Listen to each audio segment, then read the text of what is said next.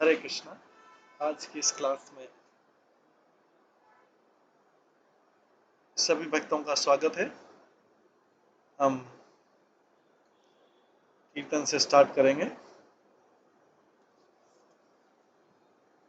जय राधा माधव कुंज बिहारी, जय गोपीजन वल्लभ गिरिवर धारी।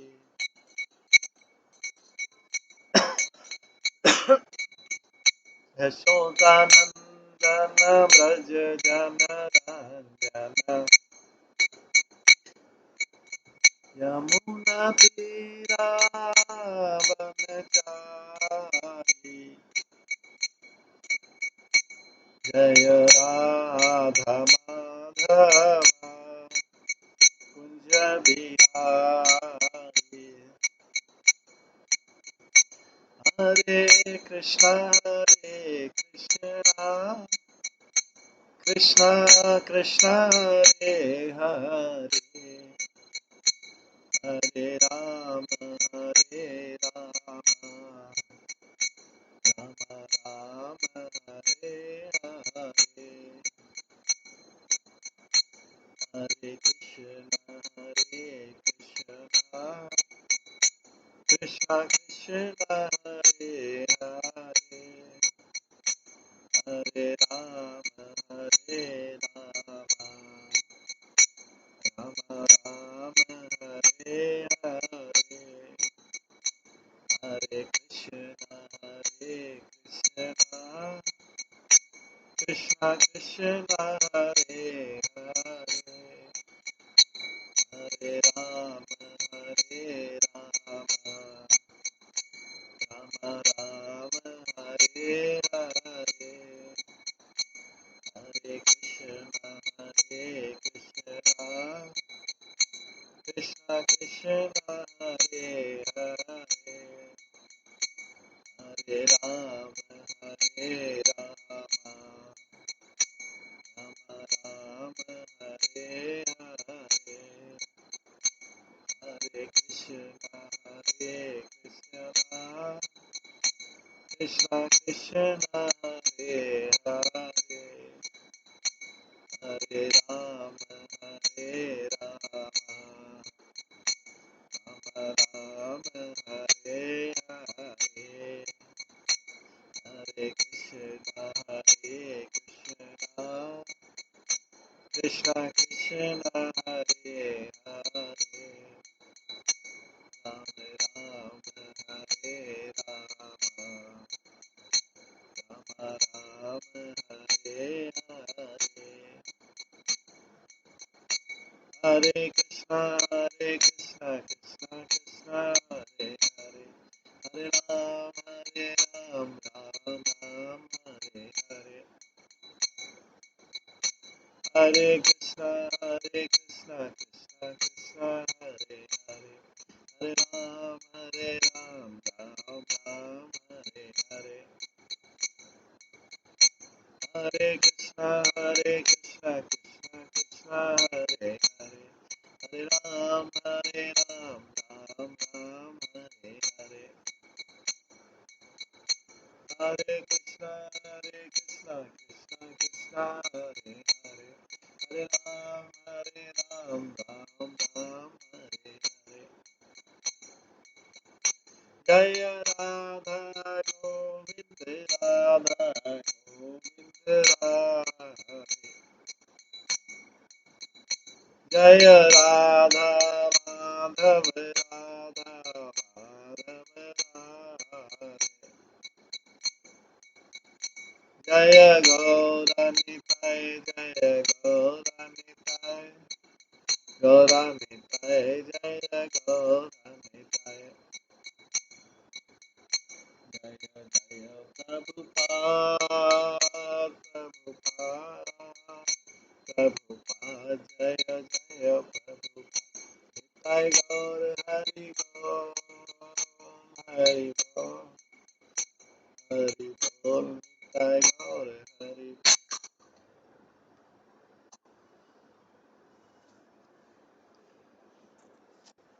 श्री राधा गोविंद देव की जय, श्री जगन्नाथ बलदेव सुभद्रा महारानी की जय, श्री गौर नेताय की जय, श्री प्रभुपाद की जय।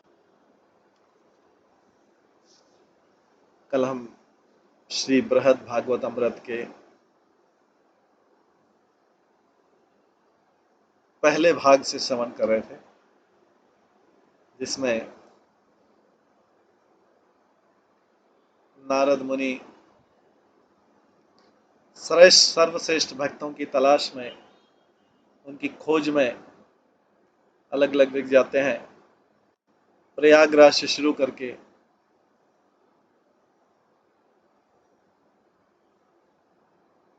द्वारका तक जाते हैं, फिर उसके बाद वृंदावन और वैकुंठ की भी महिमा सुनते हैं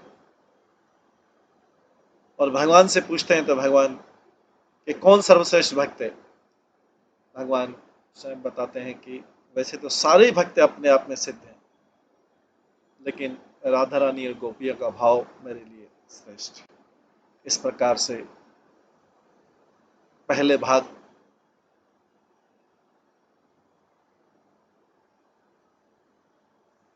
का ये सार था। अब आज हम दूसरा भाग शुरू करेंगे, श्रील सनातन गोस्वामी के द्वारा रचित श्रील बृहद भागवत अमृत पार्ट 2, जिसमें गोलोक की महिमा का वर्णन। पहले श्लोक में बोलते हैं, श्री जन्मेजय वाचा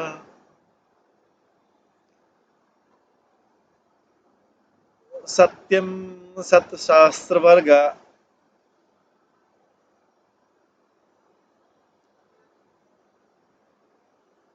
सत्यम सतशास्त्र वर्ग अर्थ सार संग्रह। जन्मेजय कहते हैं, सत्यम सतशास्त्र वर्गार्थ सार संग्रह दुर्लभ गूढ़ स्वमात्रे पित्रा में कृष्ण प्रेमणा प्रकाशित। जन्मेजय कहते हैं, वास्तव में मेरे पिता ने सारे शास्त्रों का, जो नित्य शास्त्र है उनका मीनिंग जो है, सारे शास्त्रों का मीनिंग बता दिया और कृष्ण के साथ विशेष प्रेम से उन्होंने अपनी माता को यह भी बता दिया।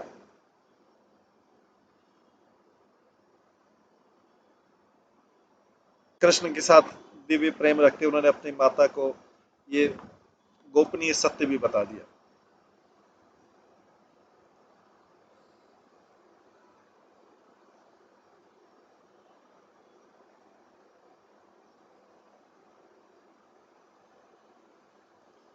तात्पर्य, श्री सनातन गोस्वामी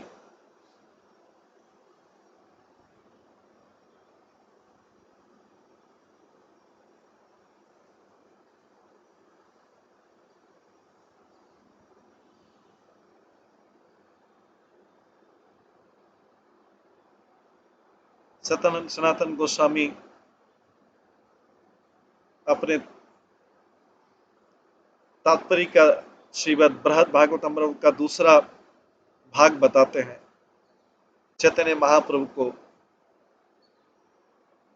अपना प्रणाम करते हैं।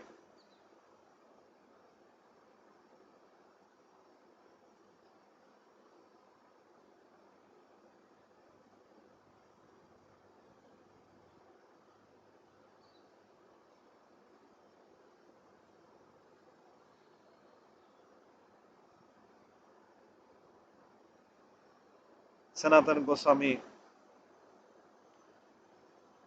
अपने तात्पर्य को श्रीमद् बृहद भागवत अमृत की दूसरे भाग में बताते हैं।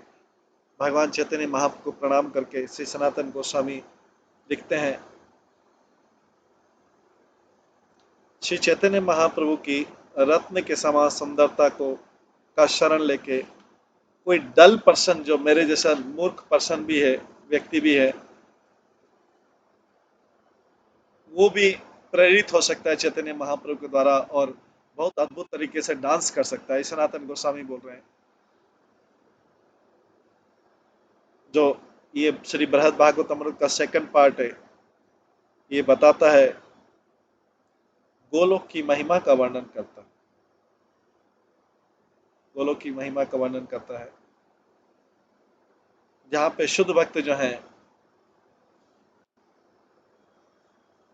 जिन्होंने कृष्ण की कृपा का सार प्राप्त किया है, वहां पर जाकर अनंत आनंद पाते हैं और कृष्ण के साथ खेलते हैं।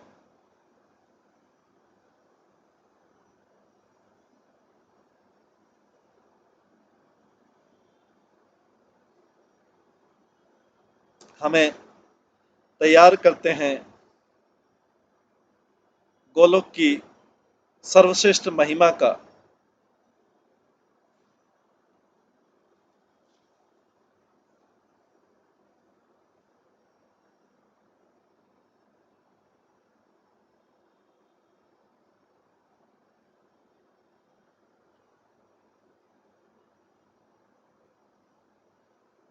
गोलोक की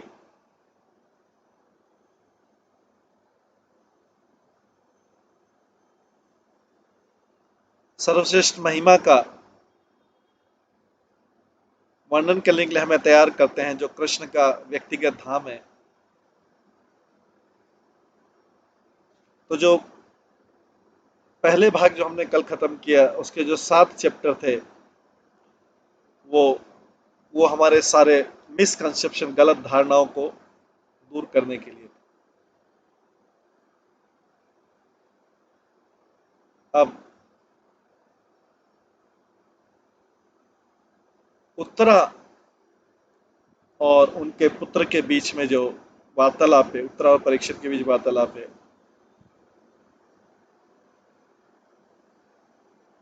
उन दोनों के बीच वार्तालाप को सुनने के लिए इनके पुत्र जन्मेजय जैमिनी से प्रश्न पूछते हैं। जैमिनी जन्मेजय के गुरु थे, और उनको प्रसन्न करने के लिए जन्मेजय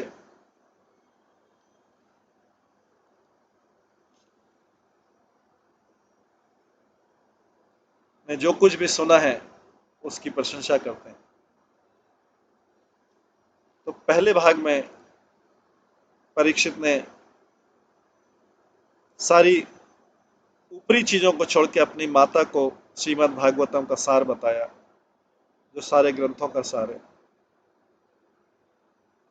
ये जो है, ये उपलब्धि तभी प्राप्त हो सकती है जब उन्होंने कई शास्त्र पढ़े हों, उनके पास शुद्ध ज्ञान का कई स्रोत हो, और सावधानी पूर्वक सुनिश्चित करें उनका गोपनीय उद्देश्य भगवान की शुद्ध भक्ति को कैसे प्राप्त किया जा सकता है। तो यहाँ पे जो सत्यम शब्द हुआ है, वो किंग जन्मेजय, राजा जन्मेजय, जो परीक्षित महाराज का पुत्र है, वो कंफर्म करते हैं कि जो उन्होंने पहले भाग में सुना, वो सब जो है, जो भी उन्होंने पहले भाग में सुना, वो वास्तविक है, सत्य है और प्रामाणिक है। श्रीमद्भागवतम बोधि, श्रीमद्भागवतम बोधि, पीयूषम पीयूषम इदम अपीबन।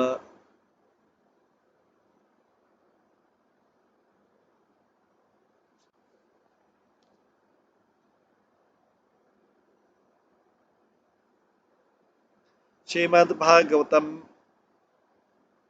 बोधि, श्रीमद्भागवतम बोधि, पीयूषम इदम अपीबन, न तृप्यामि मुनि श्रेष्ठा तन्मुखाम्भोजवासितम्।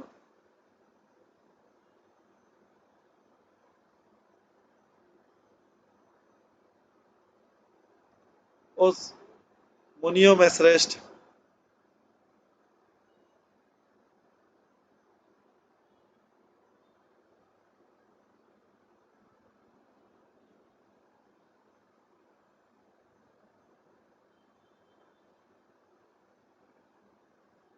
ओ मुनियों में श्रेष्ठ,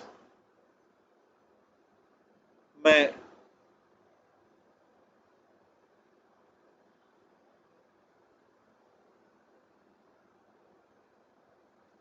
मैं इस भागवतम को इतना पी भी नहीं सकता, लेकिन इसकी सुगंध आपके मुख कमल से और भी बढ़ गई। तात्पर्य में, हालांकि जन्मेजय महाराज ने पहले भाग में पूरा पूरा अमृत प्राप्त कर लिया था, वो फिर भी और अमृत प्राप्त करना चाह रहे थे।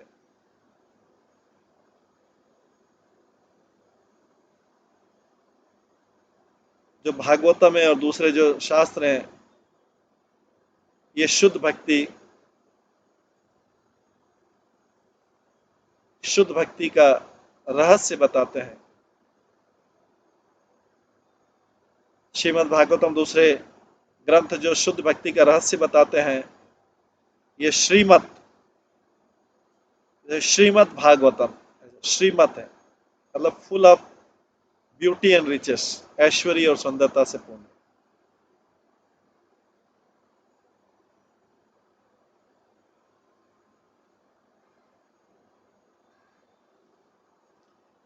जैसे कि ये जो विशेष शास्त्र हैं, ये असीमित सागर हैं।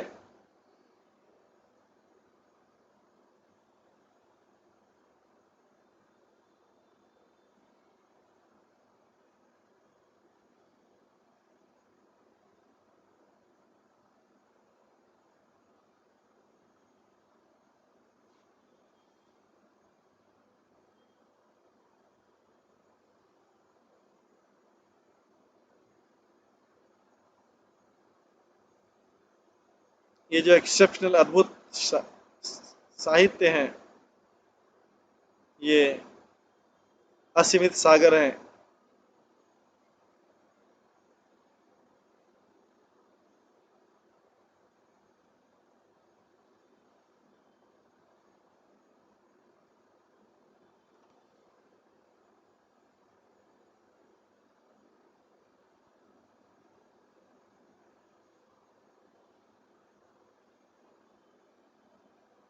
असीमित सागर हैं। ये शास्त्र खाली साइज में ही बड़े नहीं है, बट उनके स्कोप भी बड़े हैं।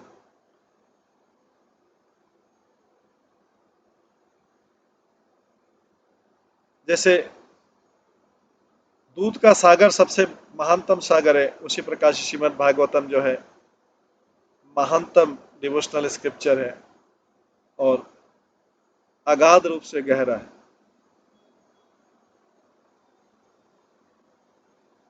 तो नारद मुनि जब ढूंढ रहे थे,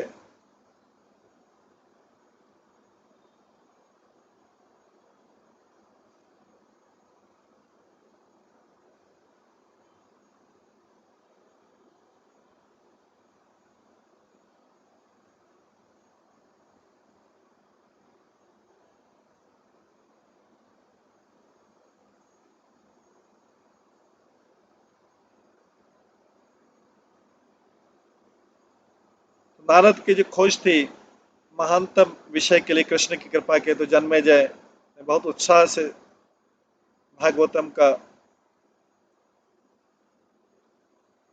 अमृत किया। फिर भी उनकी प्यास नहीं बुझी थी, क्योंकि जेमिनी ने मिक्स कर दिया था। जेमिनी ने उसमें वो सुगंध मिक्स कर दी थी जो उनके मुख कमल मुख कमल से आ रही थी। इसलिए जन्मेजय की प्यास और बढ़ गई और वो पूरा सुन नहीं पाए, और सुनने की इच्छा है उनकी।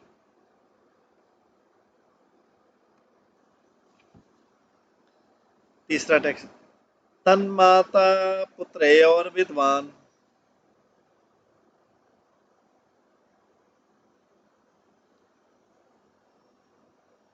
संवाद कथयतां तयो सुधासारमयोऽन्योऽपि कृष्ण पदाब्ज लुब्धयो।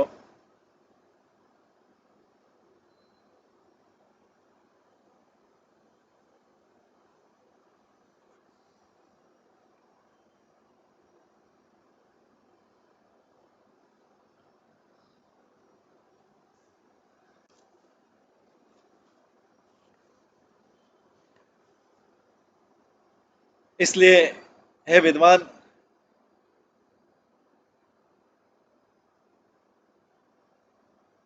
इसलिए हे विद्वान जैमिनी से बोल रहे हैं जन्मेजय, मुझे वो बताइए, और जो मेरी माँ, मेरे पिता परीक्षित और उनकी माता के बीच जो और संवाद हुआ, वो टॉपिक, दूसरे विषय भी मुझे सुनाइए।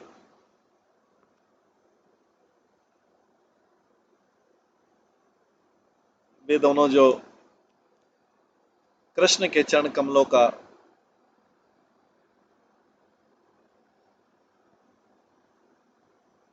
विषय का आस्वादन करने के लिए लोभी थे दोनों। तो तात्पर्य में हालांकि जो टॉपिक डिस्कस किए गए उत्तरा और परीक्षित के बीच में केवल शुद्ध भक्तों के लिए थे, लेकिन जैमिनी ऋषि विद्वान है और ये सब रहस्यों को जानते हैं। श्री जैमिनिर्वाच नैतत्स्वशक्तितो राजन्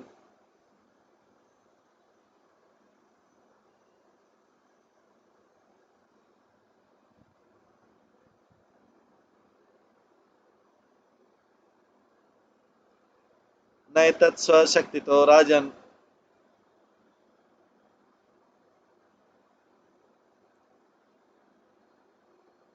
वक्तुं ज्ञातुं च शक्यते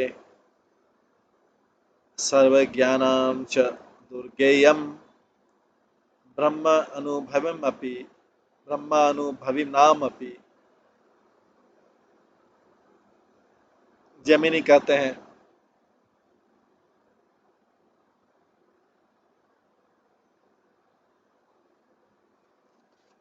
जन्मे जैसे ओ किंग, ऐसे विषयों को समझने के लिए या उनके बारे में बोलने के लिए अपनी शक्ति से वो संभव नहीं है। एवं जो सर्वज्ञाता संत हैं, जो परम सत्य को डायरेक्टली जानते हैं, वो भी इसको समझ पाने उनके लिए भी डिफिकल्ट है। ये जो टॉपिक है भगवान के गोपनीय टॉपिक है, जो परीक्षित महाराज ने अपनी माता उत्तरा को बताया। तो तात्पर्य, जो प्योर डिवोशन, शुद्ध भक्ति का जो विज्ञान है, कृष्ण की शुद्ध भक्ति का जो विज्ञान है, ये शब्दों के शक्ति से ऊपर है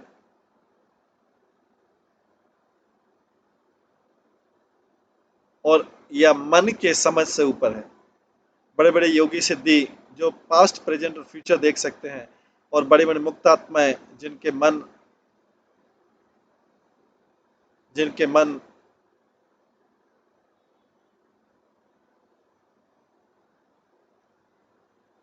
आध्यात्मिक वास्तविकता के जानने के लिए केंद्रित हो चुके हैं, वो भी गोलोक की महिमा जो श्रीमद् भागवत में बताई गई उसको समझ नहीं पाते।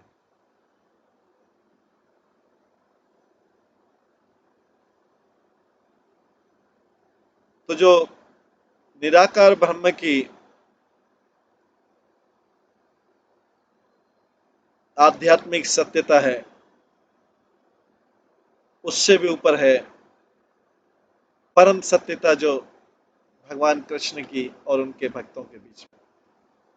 कृष्ण भक्तिर रसाम्बोधे प्रसादाद बादरायणे परीक्षित उत्तरा पार्श्वे निर्विष्टो श्रोषम निर्विष्टो श्रोस्तम अंगसा। लेकिन बादरायणी जो है, सुखदेव गोस्वामी वो कृष्ण भक्ति के रस के सागर हैं। मतलब सुखदेव गोस्वामी जो है कृष्ण भक्ति के रस के सागर हैं, और उनकी कृपा से मैं परीक्षित उत्तरा के पास में बैठा था और मैंने डायरेक्टली उनके बीच संवाद सुना। तो यहाँ पर तात्पर्य जैमिनी बोल रहे हैं कि कृष्ण और उनके भक्तों की सेवा जो है वो मन और शब्दों के ऊपर है। तो जैमिनी कैसे बोल पा रहे हैं श्रीमद् भागवत के फर्स्ट पार्ट को? तो जैमिनी बोलते हैं सुखदेव गोस्वामी जो बादरायण के सन है, उन्होंने उनको शक्ति दी। जैमिनी वैदिक ज्ञान के कई चीजों में एक्सपर्ट थे, और उनको परम सत्य का गहरा अनुभव था। लेकिन केवल इस आधार पर वो कृष्ण की महिमा की गाने की शक्ति नहीं थी, लेकिन वो उनको परम वैष्णव सुखदेव गोस्वामी ने एम्पावर किया था, आवेश दिया था। ये जानते हैं कि जैमिनी केवल व्यक्ति है जो परीक्षित और उनकी माता के बीच जो बातचीत चल रही है, केवल जैमिनी उसको रिपीट करता है। सुखदेव गोस्वामी ने ऐसा अरेंज किया जिससे जैमिनी परीक्षित महाराज और उनकी माता के बीच जो भागवतम का वचन हो रहा है उसको सुन सके और उसको रिपीट कर सके, क्योंकि जैमिनी ने सुना और उनको आवेशित किया गया था। सुखदेव गोस्वामी द्वारा शक्ति दी गई थी प्रॉपरली अंडरस्टैंड करने के लिए। इसलिए इस ग्रंथ में ये शक्ति है कि ये इसके पाठकों का विशेष ध्यान आकर्षित कर सकते हैं। और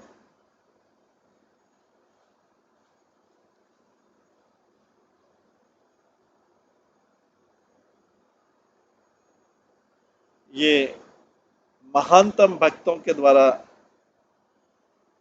महानतम भक्त की कृपा से ट्रांसमिटेड है। इसलिए श्रीमद् भागवतम एक ऑथेंटिक,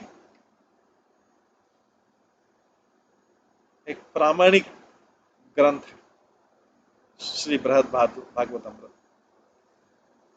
छठे श्लोक में कहा गया, परम गोप्याम अपि स्निग्धे शिष्ये वाच्यमिति श्रुति तच्छ्रुताम महाभाग गोलोक महिमा धुन। वेद कहते हैं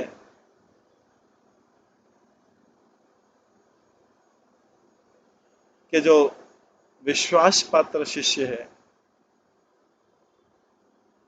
वेद कहते हैं कि एक कोई विश्वास पात्र शिष्य को कोई व्यक्ति सबसे गोपनीय सूत्र भी बता सकता। इसलिए हे भाग्यशाली जन्मेजय, अब मुझसे गोलोक की महिमा सुनो। तात्पर्य में हालांकि जन्मेजय ने जैमिनी से जो पूछा वो गोपनीय था, और जैमिनी जो है उसको बोलने की इच्छा रखते थे, क्योंकि जन्मे जो है उसको सुनने के लिए फिट है। इसलिए यहाँ पे शब्द हुआ महाभाग, मतलब मोस्ट फॉर्चुनेट वन। पहले भाग में जैमिनी डिस्क्राइब करते हैं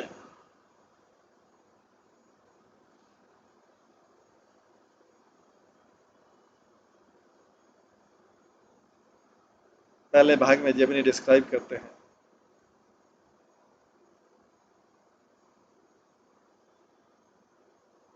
भगवान के बहुत अंतरंग भक्तों की महिमा, और पहले उन्होंने पहले भाग में किया। अब इस भाग में हम गोलोक की महिमा बताएंगे, जो ऐसा स्थान जो भगवान को बहुत प्रिय है। क्योंकि ये वर्णन भगवान की महिमा का को वर्णित करता है और उनके भक्तों की, ये भागवत अमृत के लिए फिट है।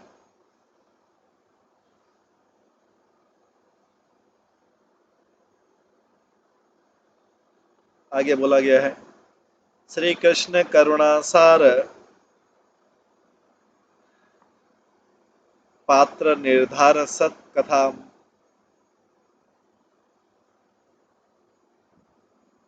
श्रुत्वा भूत परमानंद पूर्णा तव पितामही।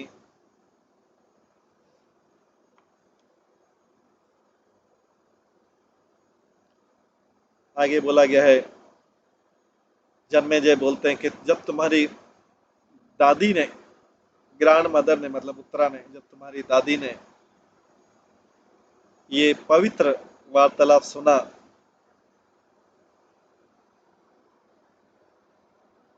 किसका, पिछले भाग में जो सुना कि किस प्रकार से नारद मुनि ने सबसे सर्वश्रेष्ठ उस व्यक्ति की खोज की थी जो कृष्ण की कृपा का सर्वश्रेष्ठ पात्र है, तो उनको ये पहला भाग सुन के बहुत आनंद हुआ तुम्हारी दादी को, मतलब उत्तरा को। ये जन्मे जैसे बोल रहे हैं।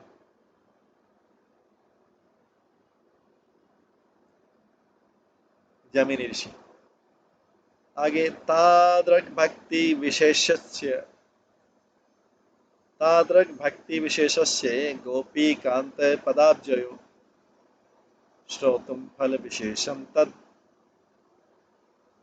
भोगस्थानम च सत्तमम वैकुंठादि अपि मानव वैकुंठादपि मनवाना विमर्शन्ति हृदि स्वयं तच्चाना कलयन्ति सा प्रपच्छ श्री परीक्षितम।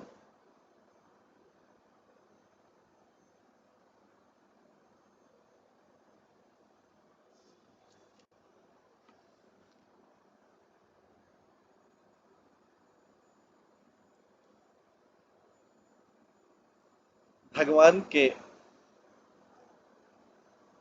चरण कमलों में के प्रति अति विशेष प्रकार की भक्ति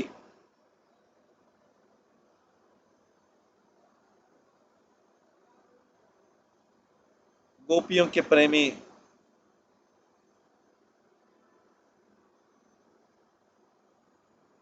उन भगवान के पास एक विशेष फ्रूट है, और उत्तरा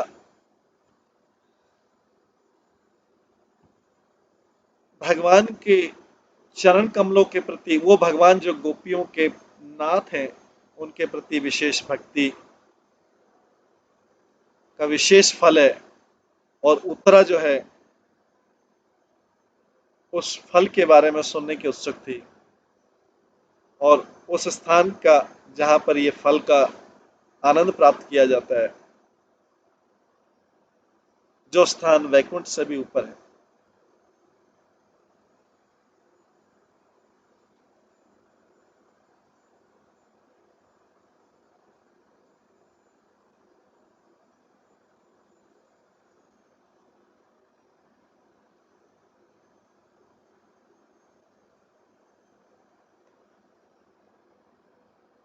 अपने हृदय में इन विषयों के बारे में सोचते हुए और किसी भी नतीजे पर निकले बिना उन्होंने परीक्षित महाराज से पूछा, माता उत्तरा ने अपने पुत्र परीक्षित महाराज से पूछा। तात्पर्य, माता उत्तरा वास्तव में निश्चित नहीं था उस स्थान के बारे में जो श्री कृष्ण के अंतरंग आनंद लीला है, जिसको मान रही कि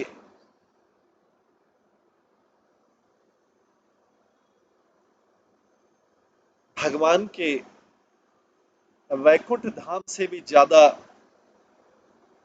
श्रेष्ठ उस वो जगह जो गोलक वृंदावन है, जहाँ पे कृष्ण अपने अंतरंग लीलाएं करते हैं, अंतरंग पार्षदों के साथ अंतरंग लीलाएं करते हैं, जिसका वो समझ रही थी कि ये वैकुंठ धाम से भी जो है श्रेष्ठ है। अपने पुत्र परीक्षित की क्षमता के ऊपर विश्वास करते हुए और अपने संशयों को दूर करने के लिए उन्होंने बिना किसी हिचक के ये प्रश्न पूछा। 10वां श्लोक है। श्रीमद उत्तरोवाच कामिनां पुण्य कामिनां पुण्यकर्तॄणां त्रैलोक्यं गरिणा पदम् अग्रहाणां च तस्योर्ध्वं स्थितं लोकचतुष्टयम्।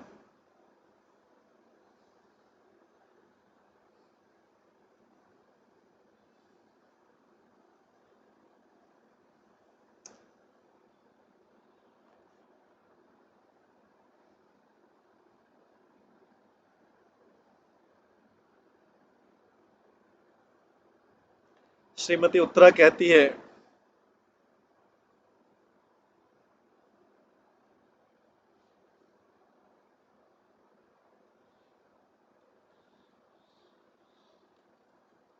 श्रीमती उत्तरा कहती है, इस प्रकार से अपनी मंगल कर्तव्य निभा के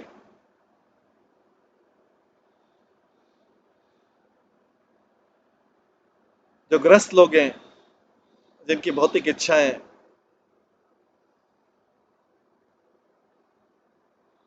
अपनी वर्णाश्रम की कर्तव्य पूरा करके जो ग्रस्त लोग हैं, भौतिक इच्छाओं से ग्रस्त लोग हैं, जो भौतिक इच्छा जिनकी पूरी नहीं है, वे 3 लोक प्राप्त कर सकते हैं।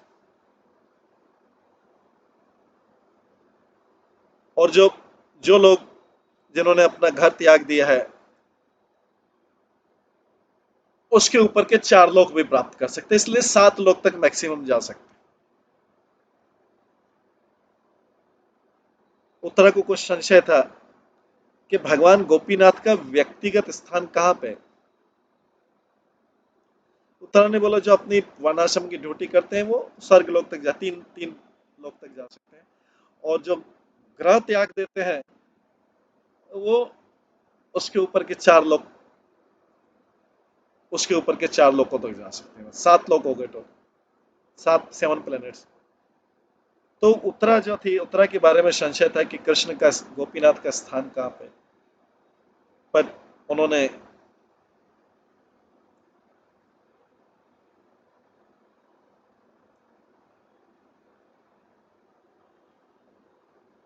पर वो ये समझती हैं कि जिन भक्तों का गोपीनाथ के चरण कमलों के ऊपर प्रेम फिक्स है, वो तो और भी उससे भी श्रेष्ठ स्थान पे जाने के योग्य हैं, जो बाकी सब स्थानों से श्रेष्ठ है। तो इस प्रकार से इस समझ को एक्सप्रेस करते हुए, व्यक्त करते हुए, अपने पुत्र को व्यक्त करते हुए, और इस प्रकार से अपने प्रश्न का विषय स्थापित करते हुए उन्होंने 11 श्लोक, 10 से लेकर श्लोक 20 आगे वाले जो 10 श्लोक है,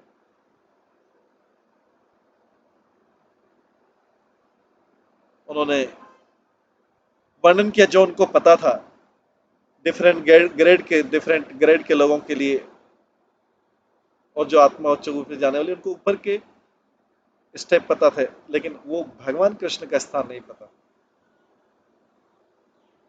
तो पहले उन्होंने बताया कि जो लोग भौतिक वर्कों में, भौतिक कार्यों में अपने आप को बिजी रखते हैं, उनमें भी 2 होते हैं, जो भौतिक कार्यों से आसक्त होते हैं, जो भौतिक कार्यों से विरक्त होते हैं। तो जो ऑस्पिशियस ड्यूटी है, जो मंगल कार्य हैं या वर्णाश्रम धर्म के कार्य हैं, ये निर्दिष्ट कार्य हैं, जो ये वेदों के द्वारा वर्णित किए गए हैं, ये इसमें नित्य कर्म है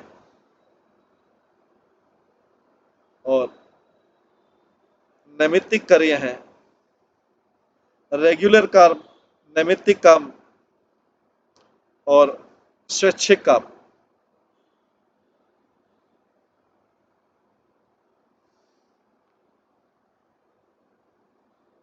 नित्य कर्म, नैमित्तिक कर्म और काम्य कर्म। जो इन क्रियाओं को करने वाले रहते हैं वो जनरली गृहस्थ आश्रम में रहते हैं, पारिवारिक व्यक्ति रहते हैं बहुत सारी इच्छाओं के साथ।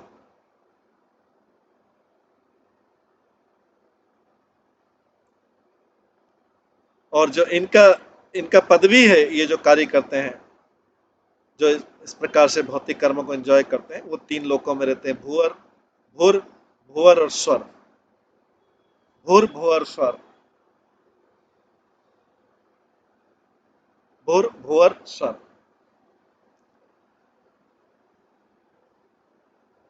जो कर्मी है उत्तरा बता रही है, ये भी मॉडर्न लोग जो कर्मी वो नहीं है, लेकिन वो कर्मी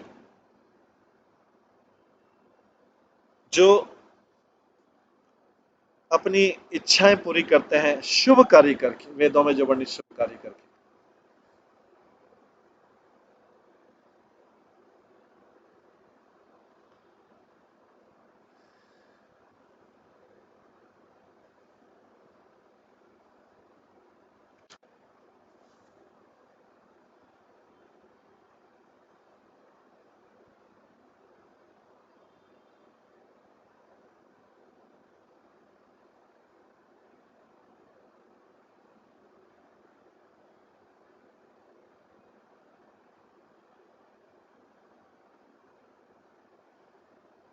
अपनी स्ट्रिक्ट ब्रह्मचर्य का पालन करके जो नित्य ब्रह्मचारी हैं, वानप्रस्थ सन्यासी हैं, वो उसके ऊपर वो उसके ऊपर के चार, इसमें ब्रह्मचारी, वानप्रस्थ, सन्यासी, ऊपर के चार हायर प्लेनेट, महरलोक और जनलोक और जनस, तपस और सत्यलोक, ये प्राप्त कर सकते ब्रह्मचारी, वानप्रस्थ, सन्यासी। जैसे सुखदेव गोस्वामी दूसरे भागवत, श्रीमद् भागवत के दूसरे खंड में बोलते हैं, पाद पादत्रयात् बहिश्च स्नात् अप्रज्ञानम ये आश्रमः अनंतस्त्रीलोकस्थित्वापरो ग्रह मेधो बृहत् व्रतः। जो तीन और स्थान है महरलोक के ऊपर, जनलोक, तपलोक और सत्यलोक, स्पेशली उन लोगों के लिए है जो इस भौतिक जगत में फिर से जन्म नहीं लेंगे।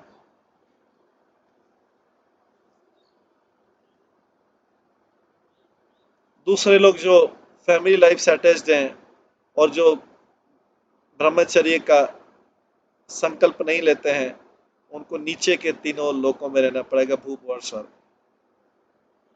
दूसरे शब्दों में,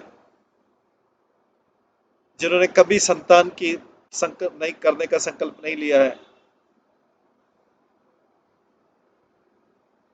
उनको इन तीनों लोकों के ऊपर, भूर भुवर स्वर्ग के ऊपर जाने का सूक्ष्म आनंद प्राप्त करने का अवसर दिया है। बाकी सब लोग इसके अलावा ग्रस्त के जीवन में फंसे हुए हैं,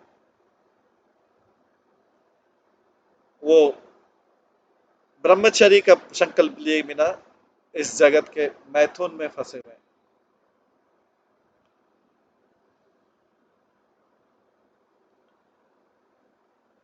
जो ग्रस्त भौतिक इच्छाओं से मुक्त हैं और जिनकी एकमात्र इच्छा है अपनी निर्दिष्ट ड्यूटी करने की, कर्तव्य करने की, वो भी महरलोक और ऊपर जा सकते हैं।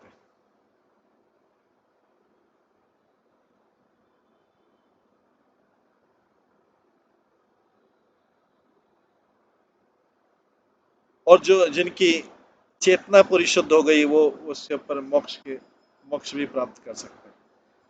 जैसे भगवान शिव रुद्र गीत में कहते हैं, श्रीमद् भागवतम के चौथे स्कंद में, स्वधर्म स्वधर्मनिष्ठा स्वधर्मनिष्ठा सतजन्म भी पुमान् विनेचतामेति ततः परम हि माम् अव्यक्कृतं भागवतोऽथ अथ वैष्णवं पदं यथानं विबुधः कलाय।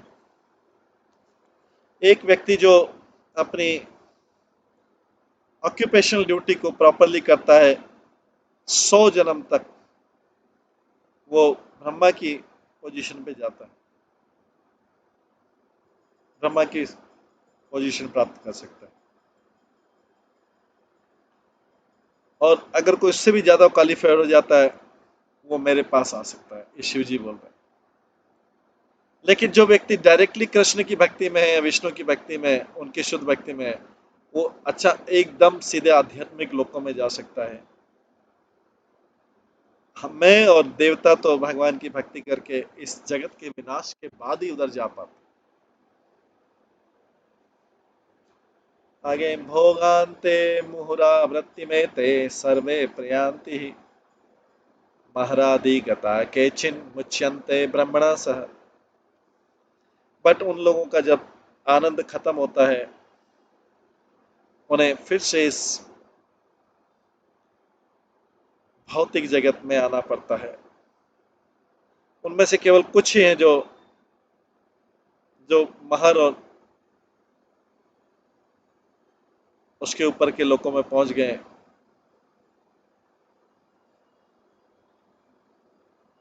वो मुक्त होते हैं, ब्रह्मा जी के साथ वही मुक्त होते हैं, केवल कुछ ही लोग होते हैं। तो तात्पर्य बताते हैं, जो भौतिक रूप से बहुत महत्वाकांक्षी लोग हैं, वो उनको बार बार जन्म स्वीकार करना पड़ता है। उनमें से जो लोग डेडिकेटेड हैं अपने वैदिक ड्यूटी के प्रति, वो मुक्ति प्राप्त कर सकते हैं जब वे अपना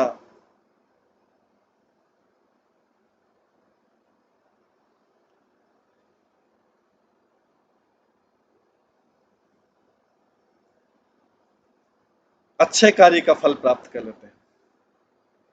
ऐसा व्यक्ति जिसका त्याग इनकम्प्लीट है, ऐसा व्यक्ति जिसका त्याग इनकम्प्लीट है,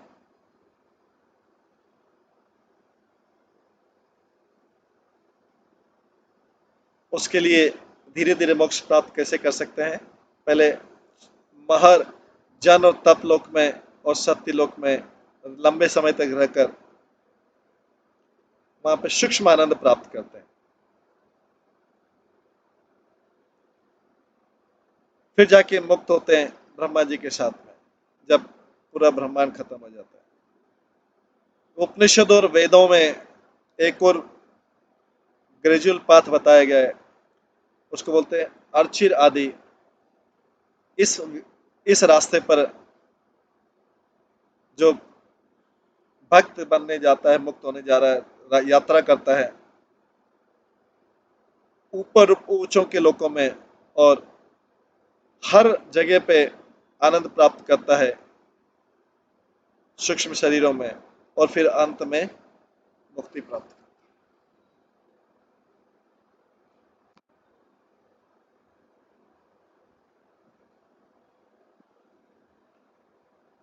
कर्मी जो होते हैं, जो मुक्ति के मोक्ष की तरफ नहीं जाते हैं, वो स्वर्ग लोक की प्राप्ति करते हैं टेम्परली, और फिर से आ जाते हैं इस भौतिक जगत में। जैसे कृष्ण भागवत गीता में बोलते हैं, त्रैविद्या माम सोम पाह पुता पाप, त्रैवेद्य माम सोम पुतः पापा, यज्ञेष्ट्वा स्वर्गतिं प्रार्थनयन्ते ते पुण्यम सदद्या सुरेन्द्रलोकम् अशांति दिव्यम दिवि देव भोगान् ते तं भुक्त्वा स्वर्गलोकं विशालम् ते तं भुक्त्वा ते तं भुक्त्वा स्वर्गलोकं विशालम् छिन्ने पुण्ये मृत्युलोकं विशन्ति। एवं त्रैधर्मम अनुप्रपन्ना गता गतम काम कामा लभन्ते। जो लोग वेदों का अध्ययन करते हैं और सोमरस का पान करते हैं, स्वर्ग का आनंद पाते हैं, वे मेरी अप्रत्यक्ष रूप से पूजा कर रहे हैं। इस प्रकार से पाप से शुद्ध होके वे पुण्य भाग्यशाली परिवारों में जन्म लेते हैं, इंद्र के लोक में, जहाँ पर वे देवताओं के आनंद प्राप्त करते हैं। इस प्रकार से जब उन्होंने ये सारा हेवनली प्लेन एंजॉय कर लेते हैं और उनके पुण्य की सारी पायस एक्टिविटी, जो पुण्य के सारे कर्म खत्म हो जाते हैं, वे इस भौतिक जगत में फिर से आते हैं। इसलिए जो लोग इंद्रिय तृप्ति करना चाहते हैं, तीन वेदों के ज्ञान के द्वारा वो केवल जन्म और मृत्यु ही प्राप्त कर पाते हैं।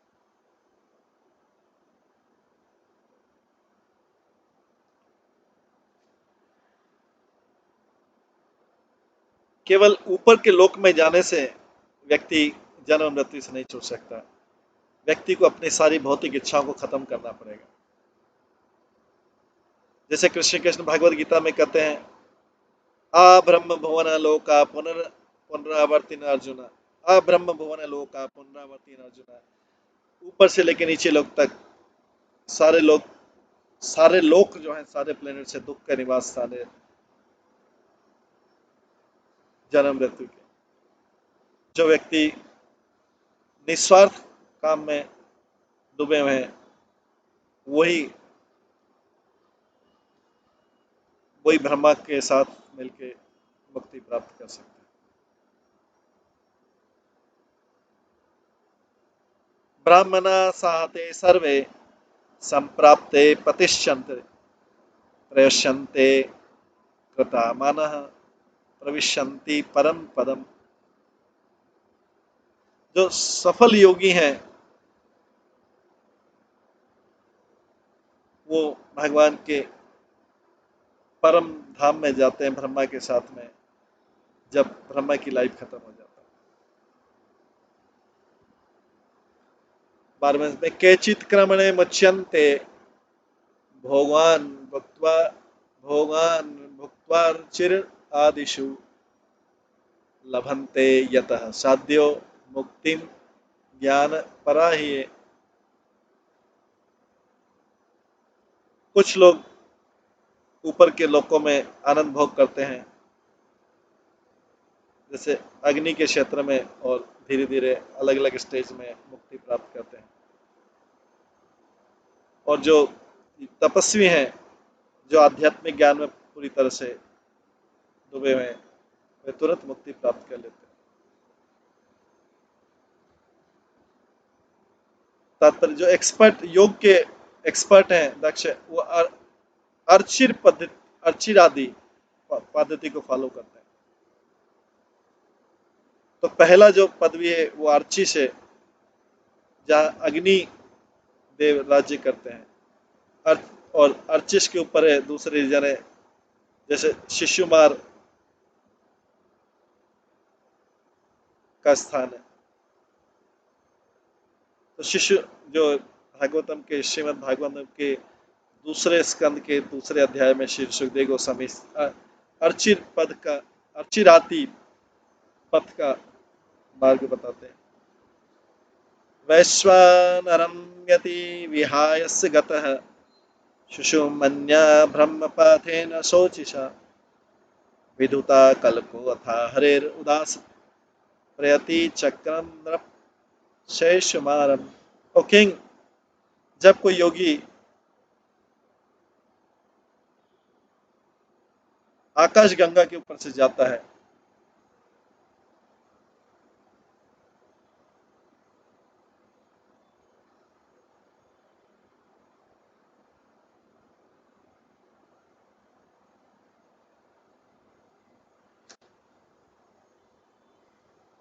शिष्यमान को उज्ज्वलित करते हुए ब्रह्मलोक की तरफ जाता है।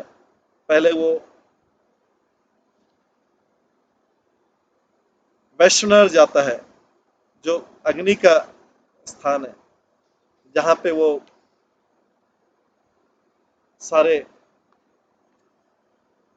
दुष्कर्मों से क्लीन हो जाता है, और उसके बाद फिर ऊपर जाता है, शिशुमार वाले सर्कल में जाता है, भगवान हरि से संबंधित होने के लिए।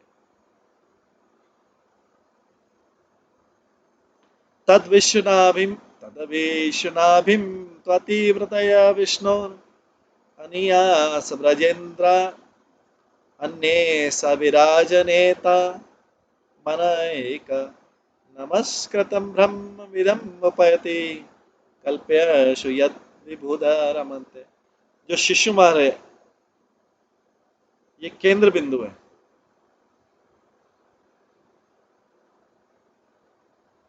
पूरे ब्रह्मांड का केंद्र बिंदु है। और एक भगवान विष्णु की नाभि कहलाता है, गर्भोदक्षा विष्णु की नाभि। और योगी लोग इसके ऊपर जाते हैं, शिशुमार के व्रत के ऊपर जाते हैं और महर लोक को प्राप्त करते हैं, जहाँ पे शुद्ध भक्त संत जैसे भृगु भृगु जैसे ऋषि हैं, जो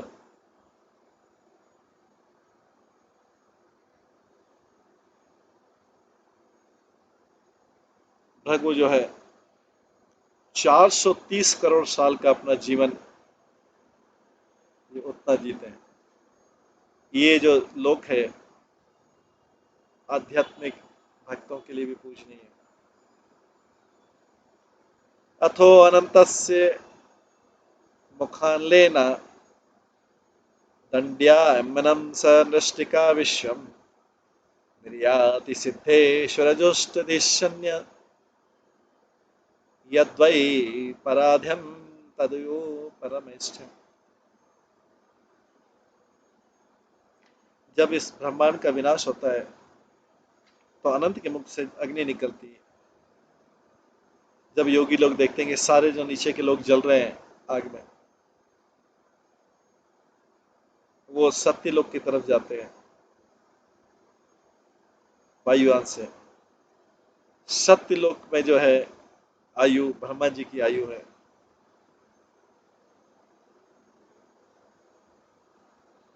न यत्र शोको न जरा न मृत्यु न तीर न कन कद्वेगरते कुतश्चित् यच्चेततोदः कपायान्निदं विदं दुरन्त दुःख प्रभव प्रभावन्तु सनात्। सत्य लोक के उस लोक पे, वहां पे न तो कोई शोक है, न कोई वृद्धावस्था है, न कोई मृत्यु है। वहां पे किसी भी प्रकार का दुख नहीं है, वहां पे कोई चिंता नहीं है।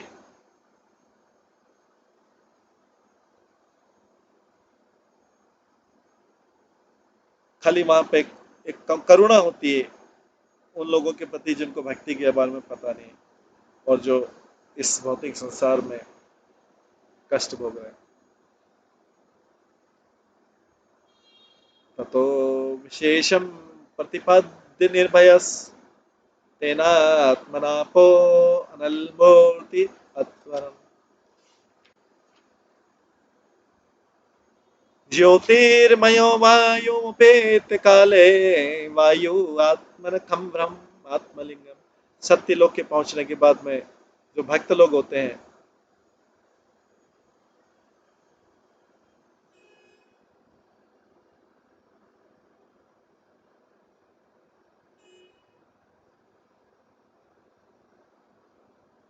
सत्य लोक के पाने के बाद में धीरे धीरे ये वो बड़े भय रहित होके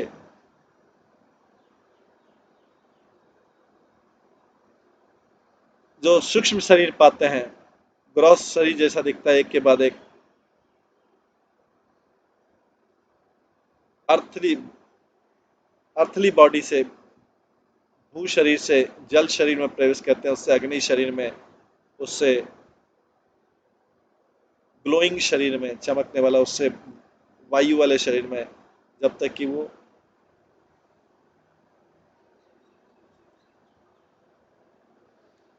एथरियल स्टेज में नहीं पहुंच जाते।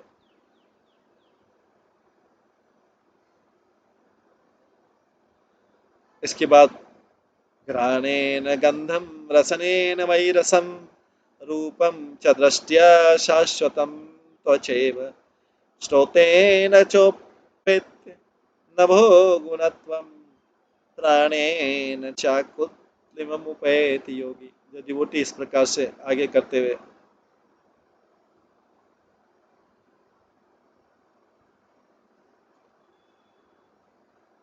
इंद्रिय विषयों के को भी क्रॉस करते हैं,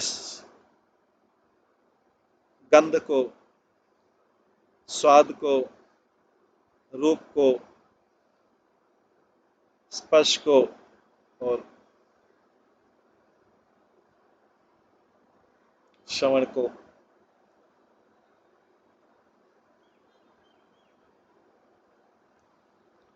इस प्रकार से क्रॉस करते हैं।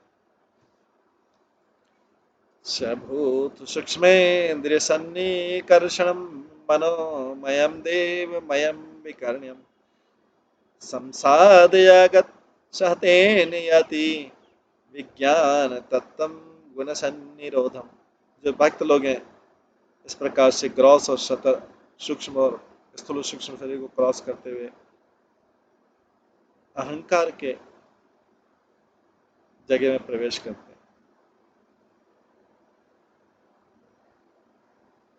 तो अपने फिर भौतिक गुणों के नेचर को तमोर और रजोगुण को वहां पे मिथ्यांकार के स्टेज को क्रॉस करके फिर सत्वगुण में मिथ्यांकार को पहुंचते हैं। इसके बाद में सारे जो मिथ्यांकार को मर्ज करके महत्व में करके वो शुद्ध भक्ति के रूप में आते हैं, शुद्ध आत्मिक साक्षात। उसके पश्चात जो प्यूरिफाइड सोल है वही केवल भगवान से, भगवान का सच्चिदानंद रूप है, उसमें उनको संगति करने का समय मिलता है। जो भी व्यक्ति इस डिवोशनल, इस भक्ति की सिद्धि को प्राप्त करता है वो फिर भौतिक जगत में नहीं आता। ये है मुक्ति का ग्रेजुअल प्रोसेस, धीरे धीरे मुक्ति की जगह में पहुंचना। लेकिन जो परमहंस होते हैं वो तुरंत अपने जीवन के अंत में, इस जीवन के अंत में तुरंत मुक्त हो जाते हैं। इस प्रकार से ये बताया जा रहा है यहाँ पे। परीक्षित महाराज अपनी माता को बता रहे हैं और वही चीज जैमिनी जो है जन्मेजय को बता रहे हैं